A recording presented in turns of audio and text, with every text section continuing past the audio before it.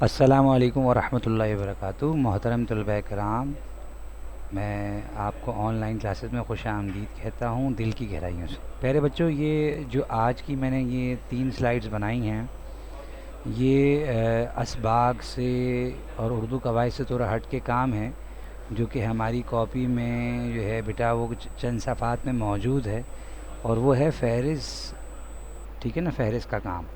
اب ان سلائیڈز میں نے فہرست بنانے کا درست طریقہ آپ کو انشاءاللہ بتلایا ہے، اور ایک سبق یعنی نظم اللہ سے متعلق تمام کام کو میں نے ایک ایک کام کو سلائیڈ نمبر 2 میں علیحدہ کر کر کے لکھا ہے، تاکہ آپ کو سمجھ میں آ جائے کہ صرف نظم کا نام لکھنا یا سبق کا نام لکھنا کافی نہیں ہے، بلکہ اس نظم کا کام ہو یا سبق کا کام ہو تو کاپی میں جو کام جتنا بھی لکھوایا جائے گا میرے پیارے بچوں، اس ہر کام کی تفصیل علیحدہ علیحدہ لکھی جائے گی۔ علیحدہ صفحہ نمبر ظاہر سی بات ہے اس میں استعمال ہوتا ہے، صفحہ نمبر بھی آئے گا انشاءاللہ۔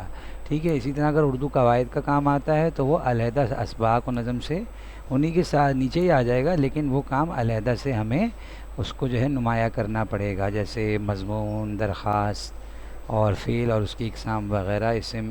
ٹھیک ہے بیٹا، جزاکم اللہ خیرہ۔ اب ہم نیکسٹ سلائیڈ کی طرف بڑھ رہے ہیں، جس میں آپ جو ہے نا وہ جو ہے نا میں آپ کو تفصیل بتاتا ہوں کہ بھائی جو ہے وہ فہرست جو ہے اس میں کن کن چیزوں کا خیال رکھ کے اس کو بنایا جاتا ہے۔ جزاکم اللہ خیرہ۔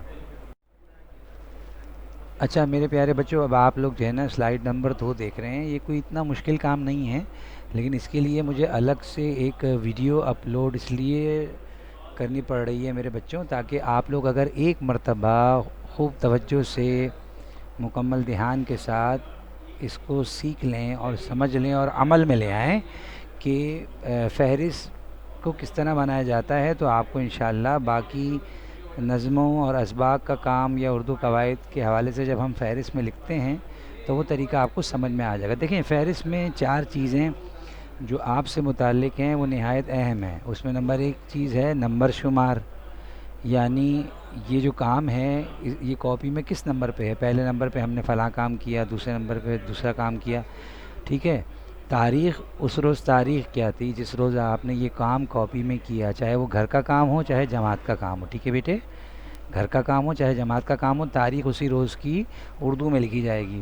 نمبر 3 جو ہے وہ دیکھیں عنوانات، جمع ہے عنوان کی، مطلب کس عنوان سے متعلق کام چل رہا ہے۔ جیسے پہلا سبق ہم نے پڑھا نظم اللہ ہی اللہ، پھر دوسرا سبق پڑھا ہم نے حسن اخلاق، تو جس سبق سے متعلق کام کی تفصیل چل رہی ہے وہی سبق جو ہے چلتا رہے گا۔ جب وہ مکمل ہو جائے گا اور تو پھر ہم نئے سبق کا نام وہاں لکھیں گے، اور اس کے متعلق تفصیل پھر روزانہ کے اعتبار سے لکھی جائے گی۔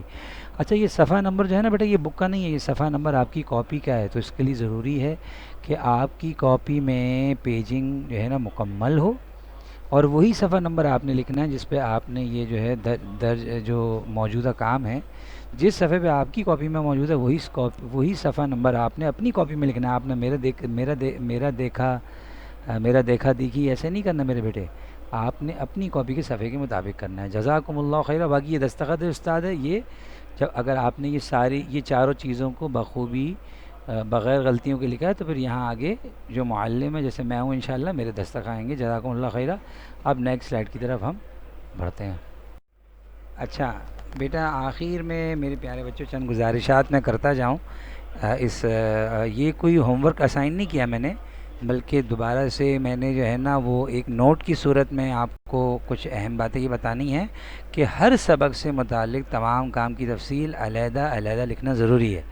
ہر سبق نظم ہو یا کوئی سبق ہو، اسباق ساتھ چل رہے ہیں، تو ہر سبق کا ایک ایک کام جو آپ نے اپنی کاپی میں کیا ہے اس کی تفصیل علیحدہ علیحدہ لکھنا، اس کے صفحہ نمبر، اس کے نمبر شمار کے ساتھ، اس کے صفحہ نمبر کے ساتھ، اور جس صفحے پہ جتنا کام ہوا ہے میرے بیٹے اتنا لکھنا میرے بچوں ضروری ہے۔ اور اس کے درمیان اگر کوئی اردو قواعد کا کوئی کام آتا ہے جیسے کہ مضمون، درخواست، فعل اور فعل کی اقسام، ٹھیک ہے بیٹا، اسم، حرف وغیرہ وغیرہ، لاحق، سابق، یعنی گرامر سے متعلق جو کام ہے اردو قواعد سے متعلق، تو اس کی تفصیل بھی اسی کے نیچے لکھی جائے گی اور علیحدہ لکھی جائے گی۔